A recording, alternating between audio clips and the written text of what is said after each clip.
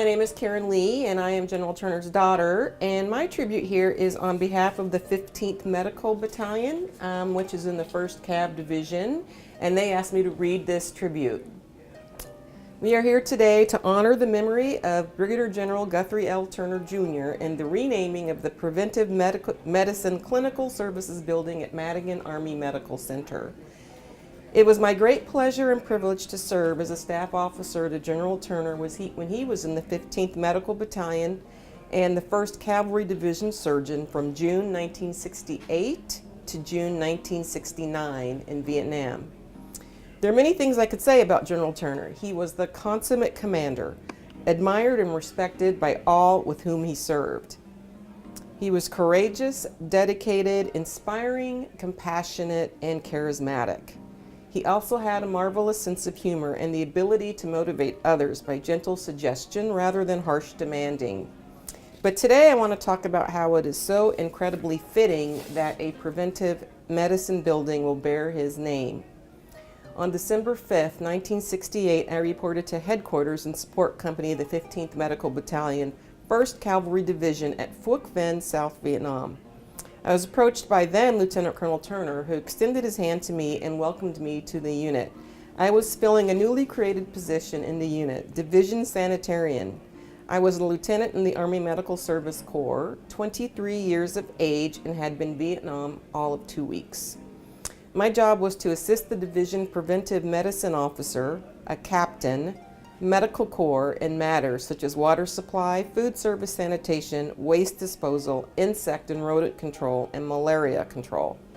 In other words, it was the mission to keep soldiers throughout the 1st Cavalry Division in good health. That afternoon in December of 1968, Lieutenant Colonel Turner and I discussed at length the needs of the division, and in that regard, he said, as best as that I can remember, "The results of most of our medical endeavors can be measured and quantified. We know how many wounded soldiers we have transported to treatment.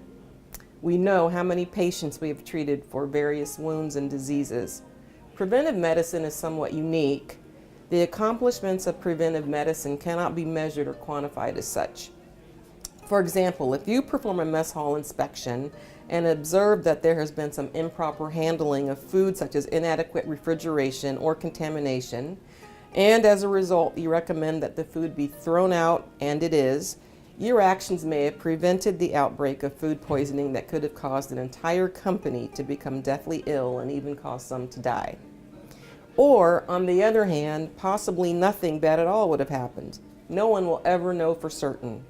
Generally, many outside your field will say that you are just overly cautious, that nothing bad would have happened, and preventive medicine specialist translates to annoying, nitpicking inspector.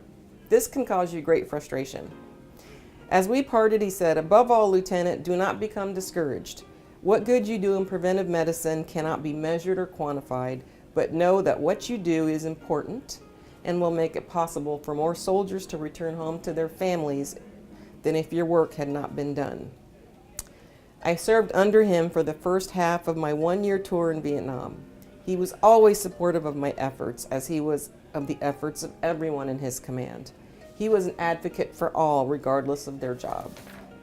He was many things to many people throughout his career: commander, physician, aviator, humanitarian, husband, and father, to name a few. I am guessing that he was probably not thought about by many as an advocate of preventive medicine, but indeed he was. That is why it is so appropriate that this building be named the Brigadier General Guthrie Turner Preventive Medicine Clinical Services Building. Terry McCarl, historian, 15th Medical Battalion Association.